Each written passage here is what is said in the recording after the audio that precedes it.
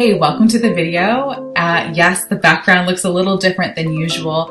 In the midst of unpacking my new house, I started thinking about ways I could shorten the learning curve for my fellow colleagues with their classroom to online transition.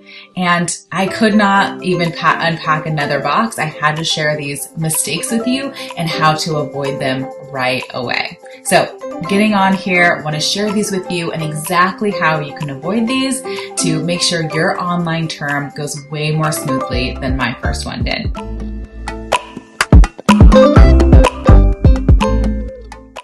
Hey, if you're new here, welcome. My name is Nicole with leveragingelearning.com, where I get to support college faculty take their classroom magic and move it online.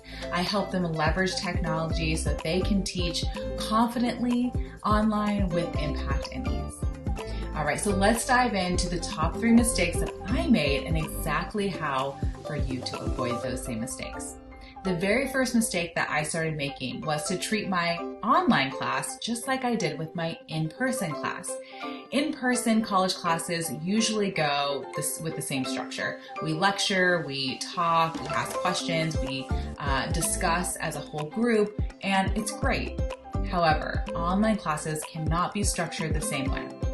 If you are a teacher who likes to lecture, that's fine. It gives direct instruction and there's a right way to do it online.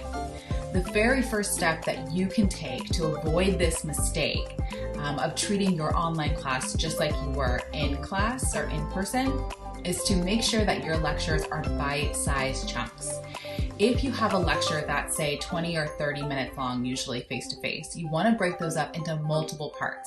Research shows that if you have a video that's longer than 9 minutes, engagement dives down. So think about your lecture in mini lecture chunks, maybe with one main concept or idea.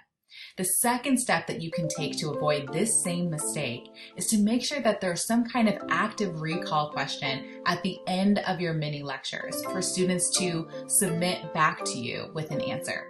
One way to do this is in Canvas, create a lecture as an assignment. So put your lecture video as an assignment for them to watch, and then when you choose a submission type, just choose a text box so they can hit the submit button and get to typing back to you to submit that question. And it can be a pass or fail question. You don't have to go into deep evaluation or feedback. So again, short bite-sized lecture chunks, 9 minutes or less, and provide an active recall or kind of like a test, a practice test question for your students to reply to you at the end of that lecture. Okay, so it's mistake number 2 that I was making in my first transition from in the classroom to online is the planning time. So in a face-to-face class, you can structure your PowerPoint slides and get your lecture notes together and maybe some great engaging discussion questions. And that's it. You walk to class, you present, you're there with your students, you tell them to maybe read the next chapter, quiz on Thursday, you move on, right? Online classes is all about creating a learning experience and actually more like a learning journey. Think about each week as a new journey, and you want students to start here and get to here by the end of the week. You want them to meet those learning outcomes, and you've got to give them a path to get there. So the planning time goes so much more when you have an online class. It's so important to structure, build your course design before students dive in so that you as a teacher can then just be the guide during the term. Okay, so planning time is so much more with online. I wish that more instructors and more institutions understood this because it's a total different way of teaching, and planning time is so necessary. All right, and if you are an instructor who is moving from the classroom to Canvas for the first time, I have a really exciting announcement that I'm going to share with everyone on my email list in the next couple weeks.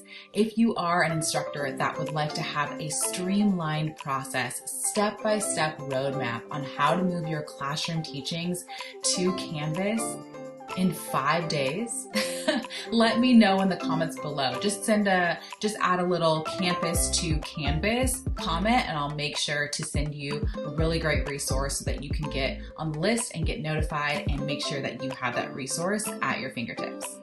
Okay, mistake number 3 is a big one. Mistake number 3 is the mindset shift of understanding that we are the subject matter experts. We are also usually our course material experts, which gives us kind of a skewed understanding or comprehension of our class structure and what our expectations are of our students. We're the experts, they're the beginners. Sometimes it's difficult to step into their shoes and look at our course through student eyes. The best step that I can give you to help with your clear communication, student expectations, and overall course design is to let someone else look at your course.